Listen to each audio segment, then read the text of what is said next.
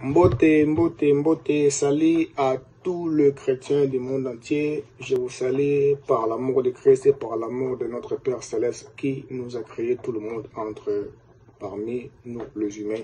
Alors je vous dis salut, salut, salut, bienvenue dans notre émission qui est intitulée l'histoire de la Bible présentée par votre frère humble, votre frère en Christ, frère Gédéon qui est là.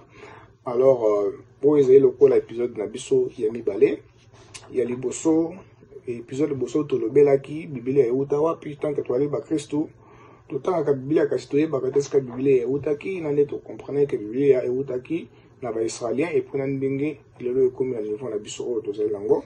Alors pour na niveau na biso oyo ba tupe ba joaki ba mbela na bango to ba joaki tango mingi pona ko sala biblia lelo koma na mboka na biso to bengi bongo na lopoto ya français ba traducteur de la Bible. Alors, Bible est un mot pour na koyeba ezali composé na biteni mibale. Eteni ya liboso ezali bongo Ancien Testament bengi yango buku ya ebandeli. Ya mibale ezali Nouveau Testament na likoto na lingala bengi yango buku ya sika. Lokola tozali ko banda ya lisolo na biso na ko bandela ya liboso to kolobela mingi lelo Ancien Testament. Pona koyeba lisusu boyeke Ancien Testament Bible yango moko esangani ezali bongo na 66 livres oyo ekomami na kati na Biblia na biso. Soki tozwi mokanda ya soki tozwi livre ya soki tozwi Ancien Testament pardon, Ancien Testament ekomami bongo na 39 livres. Alors lokola tozana ebandeli ya makambo nyonso to kobanda na ebandeli ya makambo na biso nyonso tu. Alors mpona koyeba boye Ancien Testament ezali bongo na 39 épîtres oyo ekomami na kati. Alors tokoyeba na émission na biso ti bana kosala bana koyeba banani oyo bapesaki bazwaki ntana bango pe bazwaki mabongisi nini ya kosala pona kokomela biso mai oyo tozali kotanga lelo. Yango na koyeba boye mokanda ya liboso ya Biblia ezali bongo tobengi yango Genèse. Alors Genèse mutu ya komi yango ezali bongo Moïse. Moïse mutu akomi Genèse. Et puis le place nini oyo Moïse akendaki kofanda pona kozwa tanga kokamakambo na Nzambe pe ya kotia yango na kati na oyo lelo tobengi Biblia à l'époque ezalaki ba rouleau to be ba script pa bane ko sala ba papykirus so bane ko sala ba bilo bane ko sala pona kokoma mais oyo nyonso Nzambe bane ko loba na bango.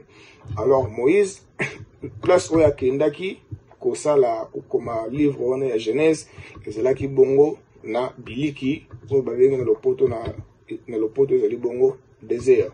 Donc ene kozwa temps na ye mingi apasaki yango na désert mpona kokomela biso buku oyo babengi Genèse. Alors ntango nini oyo asilisaki kokoma buku wana ezalaki bongo na 1513 avant arrivée de Jésus-Christ bien aimé, c'était avant notre heure. Alors, le période que Moïse avait embrassé les textes, c'est-à-dire Nathan ou Moïse a lingaki apé sabiso bile iwana poto e banako pour batoso e banako tango et zalaki bongo na 1657. Alors pour noter ceci, à l'époque batango bané ko songa ko chité vers Nassima. Alors ce que tu 1513 moins 1657 akoyeba ke pona baye musu baye bakate Moïse azwaki 144 bonnes années pona ko finir livre ya Genèse. Alors livre Genèse yango e bandeli petit souka ezomi bongo na 50 chapitres du premier à 50 chapitres. Le livre de Genèse exactement Moïse parle de quoi c'est le livre de la Genèse. Et ce que vous allez dans l'ouverture, Genèse chapitre 1, le verset 1, au moment que Moïse, Biblia, livre de Genèse, ils allaient le belabiso, et bandeli ya mokile, nengi nzamane ko sala mokile na ye, nengi ni mutu abotamaki, pe nengi ni mutu akomaki ko sala makambo na ye. Et à noter ceci, par exemple, ce que je suis dans Genèse chapitre 2, verset 11 à 14. Là, on nous parle l'histoire des jardins d'Éden. Et pour ceux qui ne savent pas, le jardin d'Éden, oui, c'est l'histoire qui était racontée. Mais je vous dis, si vous allez vérifier, si vous avez fait de recherche, vous allez remarquer que non, les jardins d'Éden existent. Même à nos jours aussi, les jardins d'Éden existent. Ça a été existé et puis ça existe jusqu'à nos jours. Par exemple, si tu prends, comme le verset je viens de dire, si tu prends le livre de Genèse chapitre 4, verset 11 à 14, et là tu vas voir le fleuve qui était entouré les jardins d'Éden. On a cité le fleuve, on avait le fleuve de Pichon, on avait le fleuve de Guillon, on avait le fleuve de Haïdekel, on avait le fleuve de Euphrate. Alors tous ces fleuves-là, ça se retrouve dans le pays d'Iran, où la capitale c'est la Téhéran. Donc si vous avez fait vos recherches, vous allez découvrir que non, tous les 4 fleuves qui étaient cités dans la Bible, dans les jardins d'Éden, le fleuve là, ça existe dans le pays d'Iran. Et c'est là où le jardin d'Éden a été existé. Alors, le livre de Genèse ouvre ses parenthèses dans l'histoire de la connaissance du monde, et depuis que Dieu avait créé le monde jusqu'à présent, c'est ce que nous sommes en train de voir, c'est ça, l'ouverture du livre de la Genèse.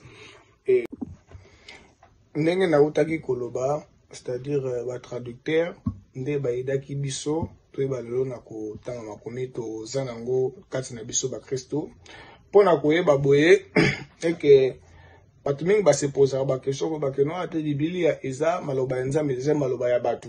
Oui, tant que humain to ko raisonner ngo mais tant que nous sommes des chrétiens, nous a toujours na beaucoup na biso ya mibeko ezali bongo Biblia. Nde tokoyeba ko vérifier biso na bino elongo koyeba soki Biblia penza euta na bana euta na, c'est-à-dire comment dire, est-ce que ezali maloba ya bato to maloba ya Nzambe. Alors tokotanga na bino verso elongo na 2 Timothée chapitre 3 verset 16 à 17 kanini o Biblia ekomi mayematali makomi ototangaka. Alors soko za na Biblia pembe on azoloba eloko ya mettre fois soko tozolanda émission oyo tozolaka na Biblia pembeni pona ko vérifier maloba tozoloba est-ce que ezali ya solo to lokuta. Ndenge lokola pe apôtre Paul tant akendaki na Corinthe tant bane côté ya Bible ekomi que non, les Corinthiens suivaient l'apôtre Paul non pas par les oreilles, non pas par les yeux, les voir, mais ils vérifiaient les Écritures, tout ce que l'apôtre Paul disait, si c'était exact. Donc, tant de ça, la mission, il faut que vous ayez la Bible à pembeni pour na koyeba maïdozali koloba. Est-ce que mon toit zali koloba oh asa makamboti na makanisi na ye o keza mabizana la Bible. Alors, sans plus tarder, to kotanga bongo 2 Timothée chapitre 3 verset 16 à 17 ko ma Biblia ekomi pona mayematali soki makomi ezali ya batu to ezali ya mokili to ya Nzambe. Alors totangi boye toute écriture inspirée de Dieu est utile pour enseigner, pour convaincre, pour redresser et pour éduquer la justice, afin que tout homme de Dieu soit adapté et préparé de toutes bonnes œuvres. Donc 2 Timothée chapitre 3 verset 16 à 17 l'exception que nos Biblia makomi tozatanga na Biblia ezali batunde bakomi yango kasi ezali maloba oyo euti epai ya tata Nzambe wa kilibiso na yo. Alors quant à moi, je vous dis un grand merci. Vous tous qui nous suivent partout où vous êtes, un grand merci. En tout cas, Torobo ça rappelle le soutien moto oyo azali kopesa biso lisusu mayele mingi to pe mabongisi mingi ya koleka bo ezali bongo le best ndeko Simon pe wa pazomi na Canada. Et soko sepeli l'émission oyo kozanga te, et puis n'oublie pas d'abonner sur notre chaîne Congo Canada TV et d'activer la cloche de notification pour ne pas rater d'autres épisodes. Et quant à moi, je vous dis merci et à nous revoir à une autre prochaine numéro. On va parler encore le deuxième épître de la Bible qui a écrit le deuxième épître de la Bible, et puis c'est là qui le lenge de on est voyez bah n'hésitez pas surtout, je répète encore, n'hésitez pas encore de s'abonner à notre chaîne Congo Canada TV et d'activer la cloche de notification pour ne pas rater d'autres prochains numéros.